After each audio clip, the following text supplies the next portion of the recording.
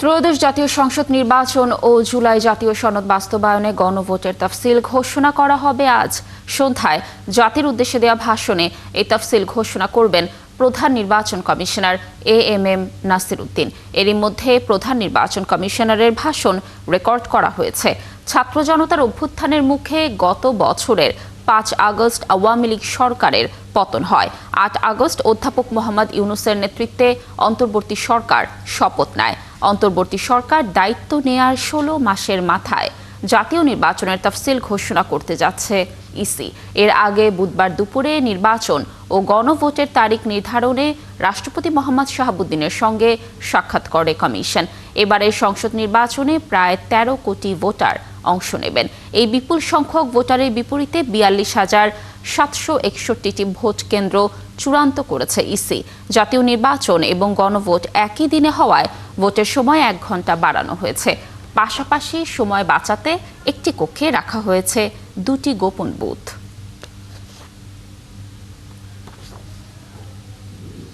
দর্শক, নির্বাচন কমিশনে রয়েছেন আমাদের সহকর্মী ফরহাদ ইবনে মালেক। তফসিল ঘোষণার প্রস্তুতির আরো খবর নিয়ে যুক্ত হচ্ছেন আমাদের সাথে। ফরহাদ, তফসিলে কি থাকছে সে বিষয়ে কিছু জানতে পেরেছেন কিনা? আপনার কাছে সর্বশেষ কি তথ্য রয়েছে জানাবেন।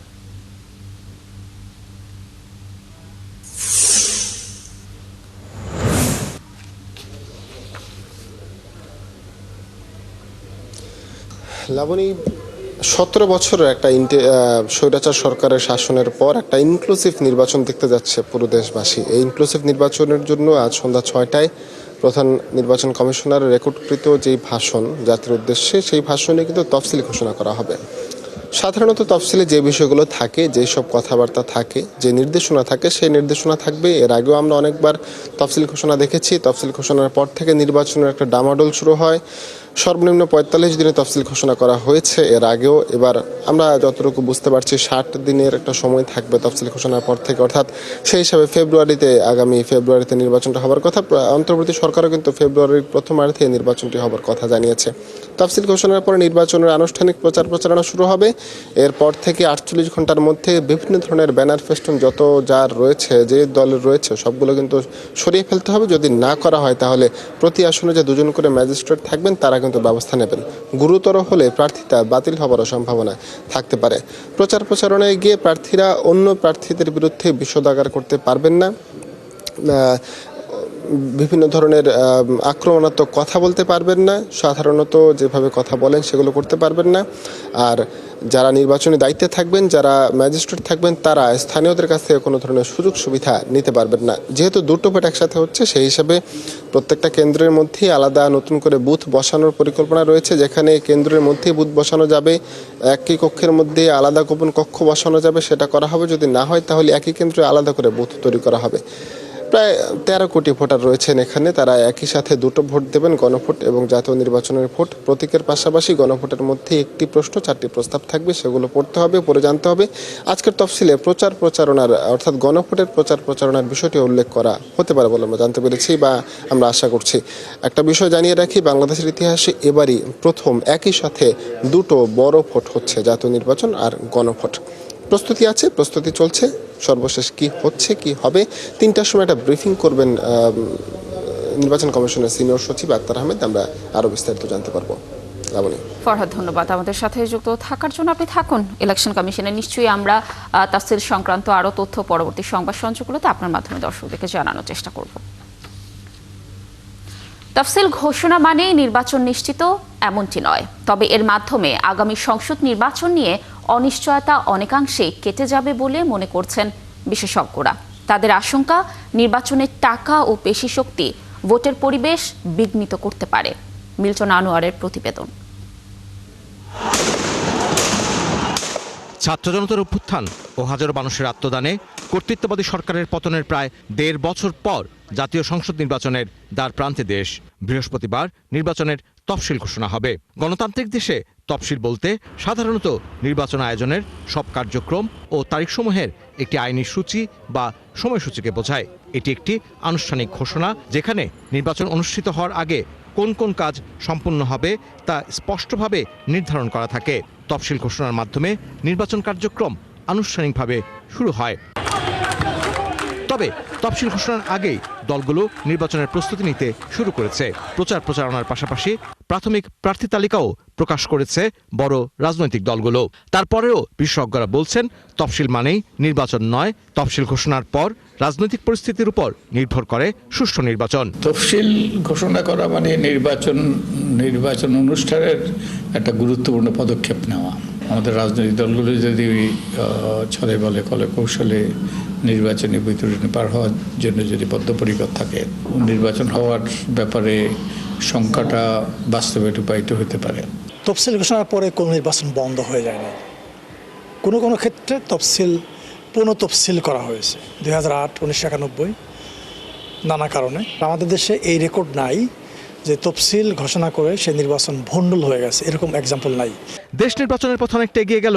রাজনৈতিক দলগুলোর মধ্যে সংঘাত ও টাকার খেলা সুষ্ঠু নির্বাচনের ক্ষেত্রে বড় হুমকি বলে মনে করেন তারা। পলিটিক্যাল পার্টির এই যে প্রাক নির্বাচনকালীন যে প্রচারণা অনুষ্ঠান, সেখানে অন্য পলিটিক্যাল পার্টি আক্রমণ করছে, এগুলো কিন্তু হচ্ছে, কয়েক জায়গায় হয়ে গেছে। কাজে আমার কাছে মনে হয় যে পলিটিক্যাল পার্টিগুলো অনেকেই অ্যাডামেন্ট হয়ে যাবে যে আমাদের নির্বাচনে জিততে হবে, অন্যকে স্পেস দেওয়া যাবে না।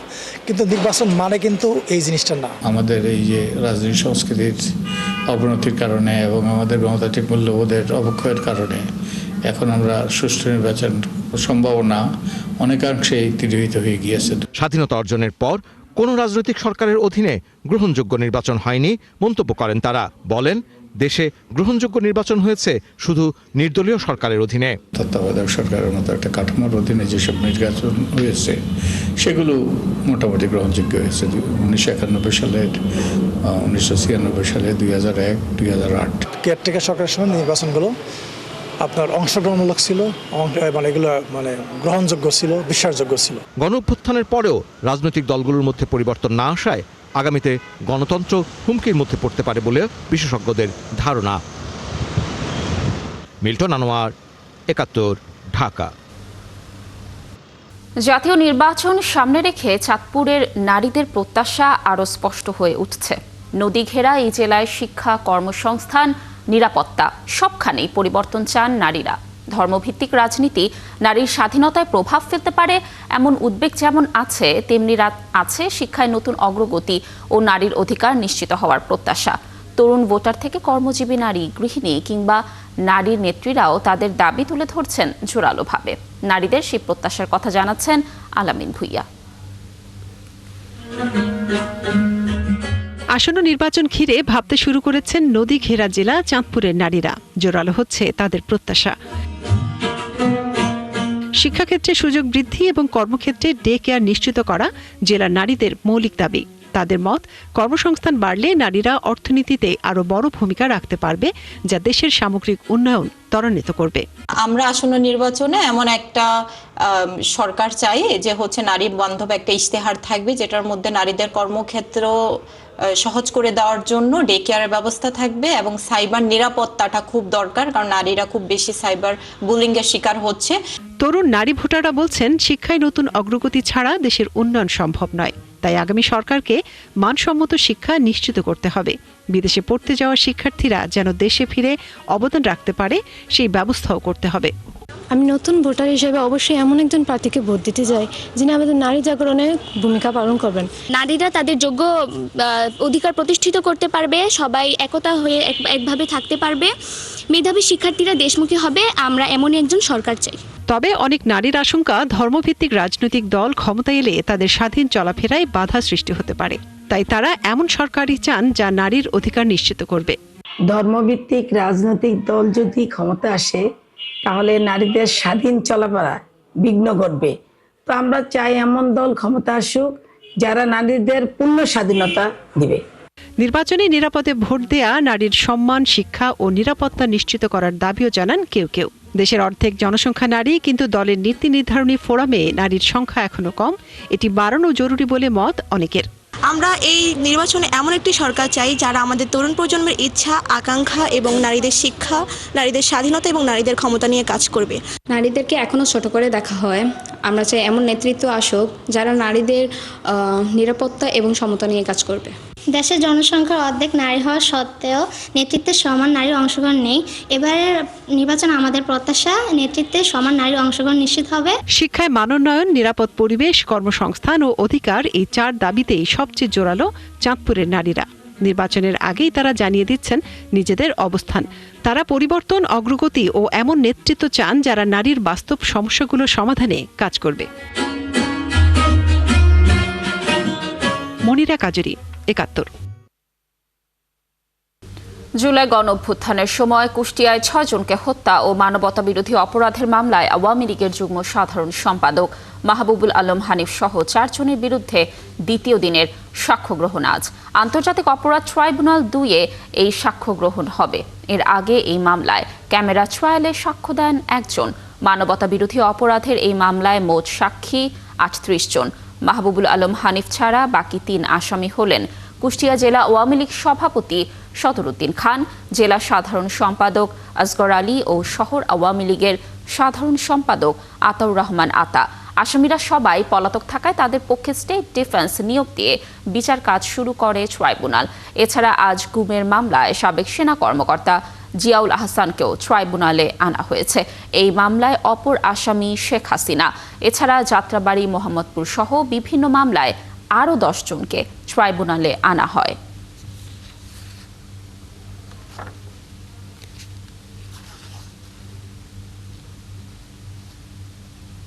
নতুন কোনো সুখবর না থাকলেও বিএনপি চেয়ারপারসন বেগম খালেদা জিয়া চিকিৎসায় সাড়া দিচ্ছেন বলে জানিয়েছেন বিএনপির স্থায়ী কমিটির সদস্য ডক্টর জাহিদ হোসেন।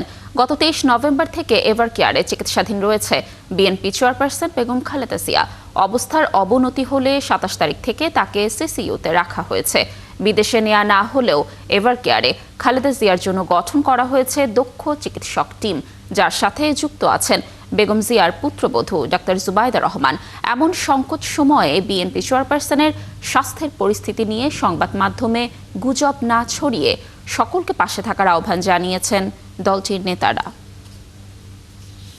দর্শক, রাজধানীর এভারকেয়ার হাসপাতালের সামনে রয়েছেন আমাদের সহকর্মী মাহিলা ইসলাম। খালেদা জিয়ার শারীরিক অবস্থার আরও তথ্য জানাতে তিনি যুক্ত হচ্ছেন আমাদের সাথে। মাহিলা, খালেদা জিয়ার শারীরিক পরিস্থিতি নিয়ে নতুন কোনো তথ্য পেয়েছেন কিনা, দলের পক্ষ থেকে কোনো ধরনের তথ্য জানানো হয়েছে কিনা জানাবেন।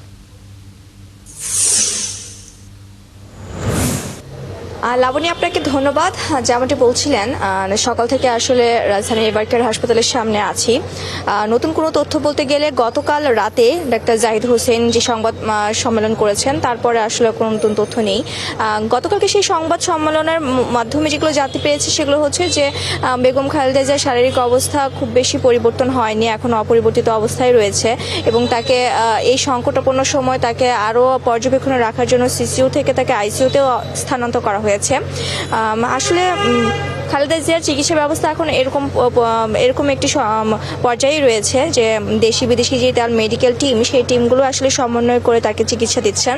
শুধু একটি সুসংবাদ বলতে গেলে সেটি হচ্ছে যে তিনি চিকিৎসা গ্রহণ করছেন এবং চিকিৎসকদের চিকিৎসায় তিনি রেসপন্স করছেন। এইটুকুই আসলে এখন বেগম খালেদা জিয়ার চিকিৎসায় উন্নতি বলা যায়। আর বিদেশের চিকিৎসার বিষয়টি আসলে এখন পর্যন্ত এটি নাকচ রয়ে গেছে। এখন দলের পক্ষ থেকে এই বিষয়ে আসলে নিশ্চিতও করা হয়নি যে কবে নাগাদ তাকে বিদেশে নিয়ে যাওয়া হবে এবং আদৌ তাকে বিদেশে চিকিৎসার জন্য নিয়ে যাওয়া হবে কিনা। আসলে গতকালকে প্রায় 4 দিন পর এজেএম জাহিদ হোসেন একটি সংবাদ মাধ্যমদের সাথে কথা বলেন এবং তার ভিত্তিতেই আসলে এই কিছু নতুন কথা আসলে আমরা পেয়েছি যে বেগম খালেদা জিয়ার শারীরিক অবস্থা এখনো অপরিবর্তিত নয়, তবে তিনি চিকিৎসকদের চিকিৎসায় সাড়া দিচ্ছেন এবং তাকে সিসিইউ থেকে আইসিইউতে এখন স্থানান্তর করা হয়েছে।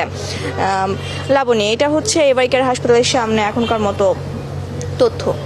মাহিলা, ধন্যবাদ আমাদের সাথে যুক্ত থাকার জন্য। আপনি থাকুন এভারকেয়ারের সামনে। নিশ্চয়ই বিএনপি চেয়ারপারসন খালেদা জিয়ার শারীরিক অবস্থার আরও তথ্য আমরা আপনার মাধ্যমে দর্শকদেরকে জানানোর চেষ্টা করব।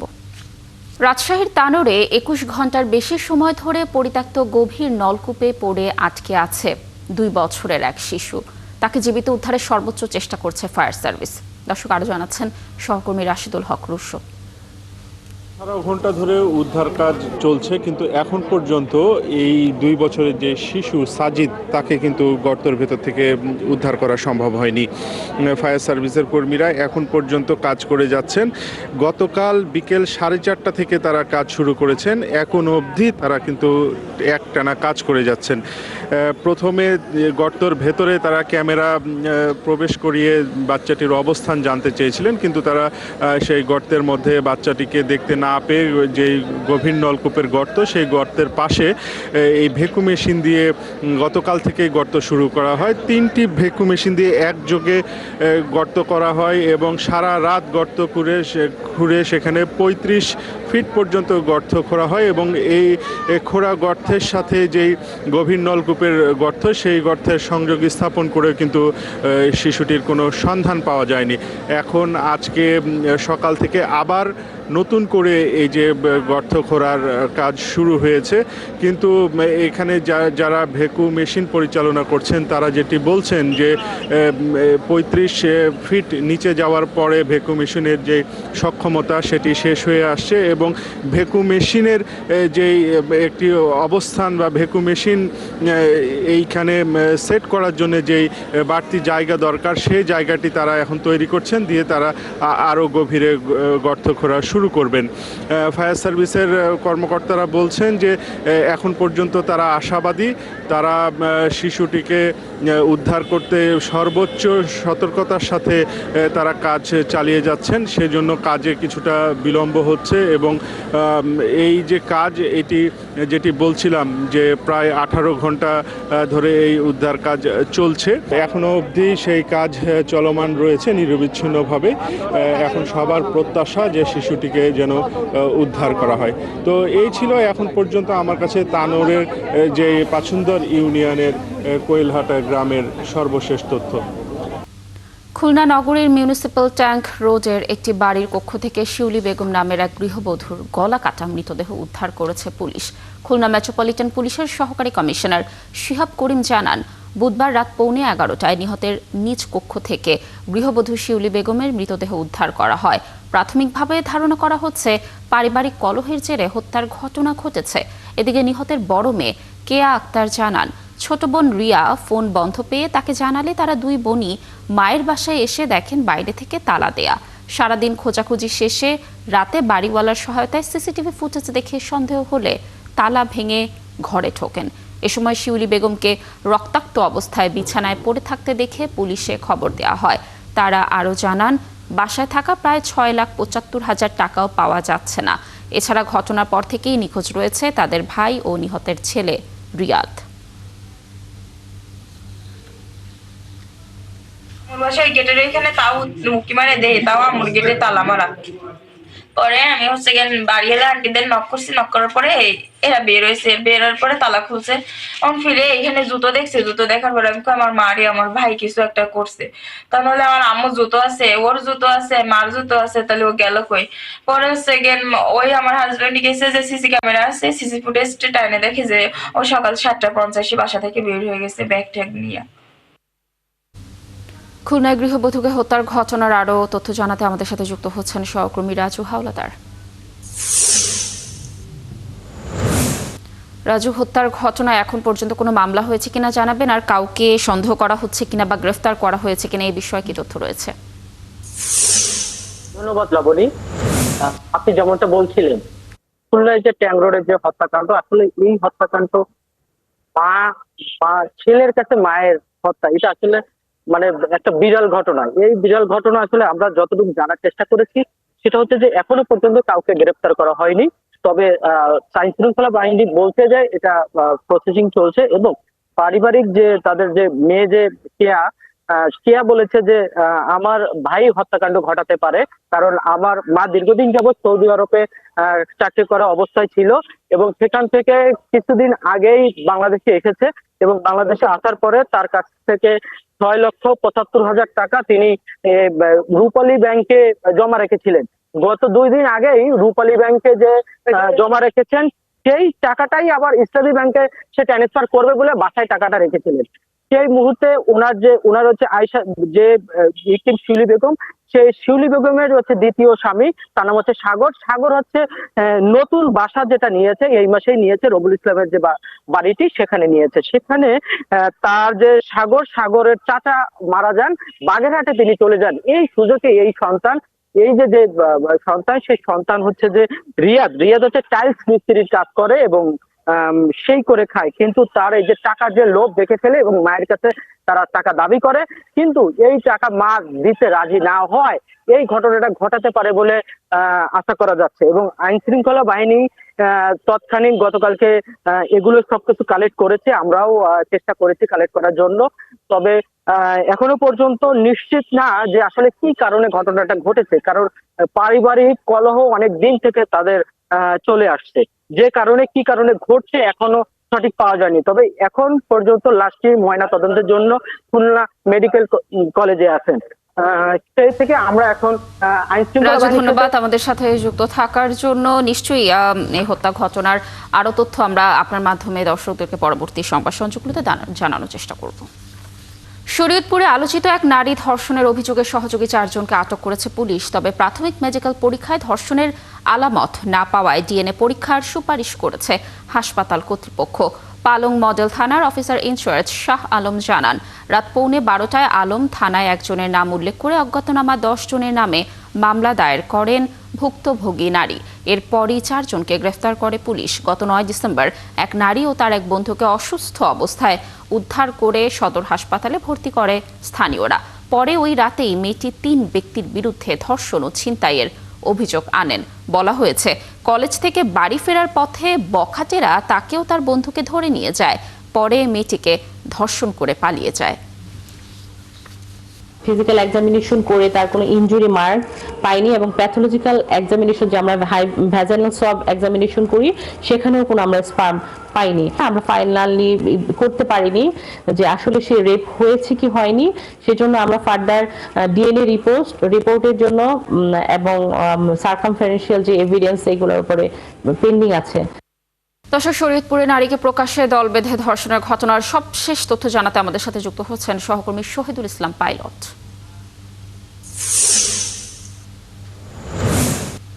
ধর্ষণের ঘটনায় মামলা হয়েছে কিনা জানাবেন। আর এখন পর্যন্ত 4 জনকে তো গ্রেফতার করা হয়েছে, বাকিদের ধরতে কোনো ব্যবস্থা নেওয়া হয়েছে কিনা এবং ডিএনএ পরীক্ষার ফলাফলের কোনো তথ্য আপনি পেয়েছেন কিনা জানাবেন সার্বিক বিষয়।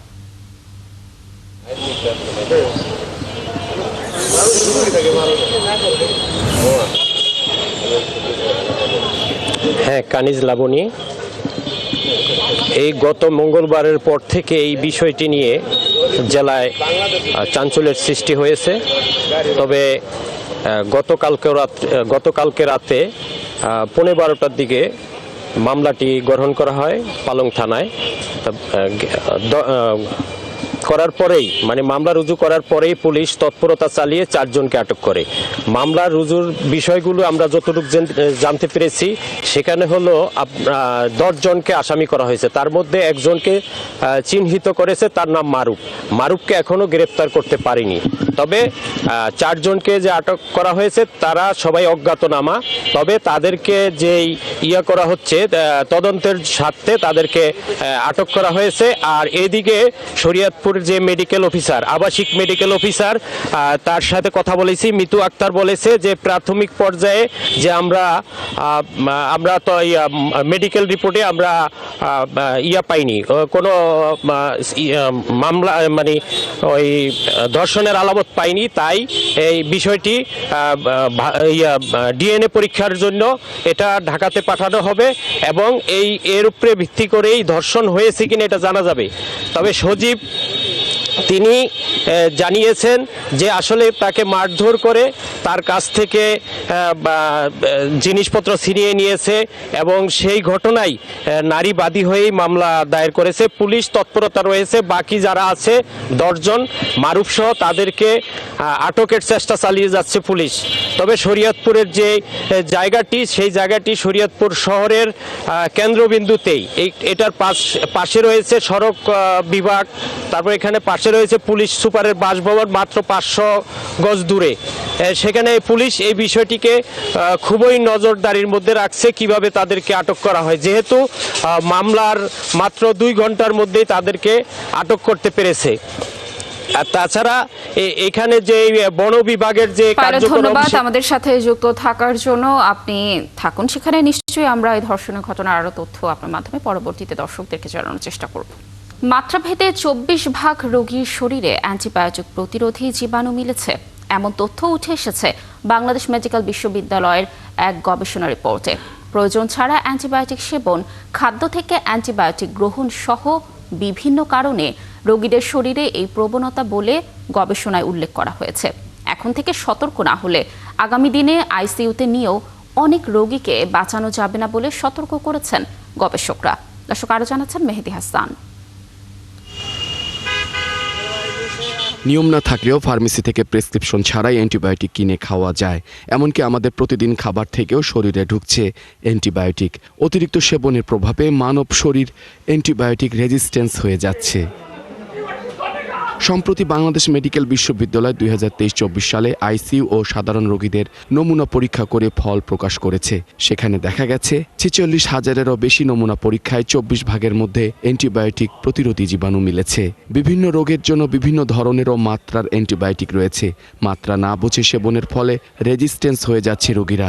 এই মাত্রা চলতে থাকলে ভবিষ্যতে অনেক রোগীকে অ্যান্টিবায়োটিক দিয়ে বাঁচানো যাবে না। এখনই সতর্ক হবার পরামর্শ দিচ্ছেন চিকিৎসকরা। প্রেসক্রাইব করার জন্য প্রথম যে আমাদের যেটা পূর্ব শর্ত হচ্ছে এটা সঠিক ডায়াগনোসিস। যেমন আমরা বলি সর্দি কাশি, ভাইরাল ফিভার কোনো অ্যান্টিবায়োটিকের রোল নয়। যদি মনে করি এটা ফাঙ্গাল ইনফেকশন, তাহলে সেখানে কোনো অ্যান্টিবায়োটিকের আমার কোনো রোল নাই, সেখানে আমাকে দিতে হবে অ্যান্টি ফাঙ্গাল ড্রাগ দিতে হবে। যদি ভাইরাল হয়, মেজরিটি ভাইরালে কোনো অ্যান্টিভাইরাল, এটাও একটা আমরা অ্যান্টিমাইক্রোবিয়াল যাতে না হয়, এটা কেমোথেরাপিটিক খাই হোক না কেন, তার মানে একটা ইনফেক্টিভ এজেন্ট, কিন্তু সেটার জন্য একটা স্পেসিফিক আছে। তার মানে আমাদের একটা প্রপার ডায়াগনোসিস ভেরি ইম্পর্টেন্ট। এই যারা প্রেসক্রাইবার এরা কাদের প্রোডাক্ট? কোনো না কোনো ইউনিভার্সিটির প্রোডাক্ট, এরা কোনো না কোনো মেডিকেল কলেজের প্রোডাক্ট।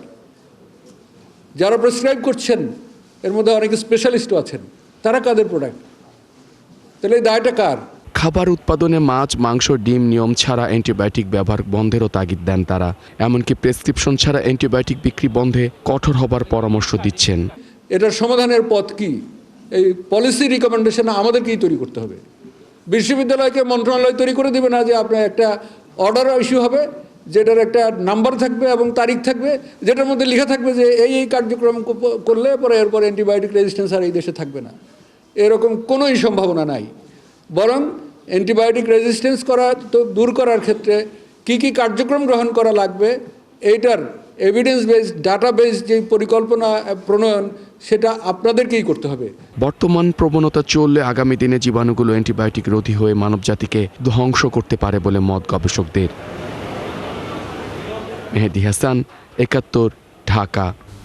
নথি জালিয়াতি, প্রাতিষ্ঠানিক দুর্বলতা, কর ছাড় সহ নানা কারণে দুর্বল হয়ে পড়েছে রাজস্ব আদায়, যা ধারাবাহিকভাবে কমছে গেল 1 দশক ধরে। এ কারণে ব্যয় মেটাতে সরকার নির্ভর হয়ে পড়েছে ধার কর্জের ওপর। বিশ্লেষকরা বলছেন, ঋণ গ্রহণের সর্বনাশী নীতির কারণে দেশের অর্থনীতি পড়তে পারে ঝুঁকির মুখে। ইমদাদ হোসেনের রিপোর্ট। দেশের অর্থনীতির আয়তন বড় হলেও সমানতালে বাড়েনি রাজস্ব আদায়, যে কারণে সরকারের পরিচালন কিংবা উন্নয়ন ব্যয় মেটাতে নির্ভর করতে হয়েছে ধারকর্জের ওপর। এর ফলে দেশি এবং বিদেশি উৎসে সরকারের দায় বাড়ছে পাল্লা দিয়ে, যা উদ্বেগের কারণ হিসেবে দেখছেন বিশ্লেষকরা। সম্প্রতি প্রকাশিত স্টেট অব দ্য ইকোনমিতেও উঠে এসেছে এসব সংকট। যেমন 2015-16 অর্থবছরের রাজস্ব আদায় ছিল জিডিপি 8.5%, যা পরের বছর থেকে ধারাবাহিকভাবে কমে 2023-24-এ নেমে আসে 6.5-এর ঘরে। অথচ এই সময়ে ধারাবাহিক প্রবৃদ্ধি ছিল জিডিপিতে। তাহলে প্রশ্ন, কী কারণে কমল সরকারের আয়? বিনিয়োগ যদি বাড়াতে হয়, আমাদের রেভিনিউ বাড়ানোর কোনো বিকল্প নাই। কিন্তু এই মুহূর্তে যে রেভিনিউর পলিসি, অ্যাডমিনিস্ট্রেশন, এনফোর্সমেন্টের সক্ষমতা, সেগুলো সব মিলিয়ে রেভিনিউ বাড়ানোর মতো একটা সহায়ক পরিবেশে আমরা নাই। আমাদের ট্যাক্স আহরণের যে জায়গাগুলো ট্র্যাডিশনালি বছরের পর বছর একই রয়ে গেছে। স্টেট অব দ্য ইকোনমির তথ্য বলছে, নথি জালিয়াতি, কাস্টমসে দীর্ঘ সূত্রতা, কর ছাড় সহ নানা কারণে কমেছে রাজস্ব আদায়। বিপরীতে পাল্লা দিয়ে বেড়েছে সরকারের ব্যয়, যা মেটাতে 2 হাত ভরে ঋণ নিয়েছে বিগত আওয়ামী সরকার। ফলে 2015-16 অর্থ বছরে জিডিপির অনুপাতে সরকারের ঋণ 28% থাকলেও 23-24-এ উঠে যায় 40-এর ঘরে। বলা মুশকিল যেটা। এই বিশ্লেষক মনে করেন, দ্রুত এসব বিষয়ে কার্যকর উদ্যোগ না নিলে বিপদ বাড়বে সরকারের। রিটার্ন না পেলে ঋণ পরিশোধের সময় যখন চলে আসছে, এখন ধরেন রূপপুর বিদ্যুৎ কেন্দ্র এমনিতে এটা খুবই এক্সপেন্সিভ একটা প্ল্যান্ট, তারপরে যদি আমি সময় মতো এটাকে গ্রিডে সাপ্লাই দিতে পারতাম, তাহলে গ্যাস ভিত্তিক যে বিদ্যুৎ প্ল্যান্ট গ্যাসের অভাবে চলছে না, সেটা অর্থনীতিতে কোনো সংকট তৈরি করতো না। তো ঋণ নিয়ে যে প্রকল্পগুলি করছি, সেগুলো যদি অর্থনীতিতে যেই সময় থেকে অবদান রাখার কথা সেটা রাখতে না পারে, তখন তো ঋণের বোঝাটা ভারী হয়ে যায়। প্রতিবেদনে রাজস্ব আয় বাড়াতে বেশ কিছু পরামর্শ তুলে ধরা হয়। ইমদাদ হোসাইন, ৭১, ঢাকা। দর্শক, চলছে সংবাদ সংযোগ সরাসরি সংবাদ অনুষ্ঠান দেখে চোখ রাখুন ৭১-এর ফেসবুক পেজ এবং সাবস্ক্রাইব করুন ৭১-এর ইউটিউব চ্যানেল। থাকুন ৭১-এর সাথে।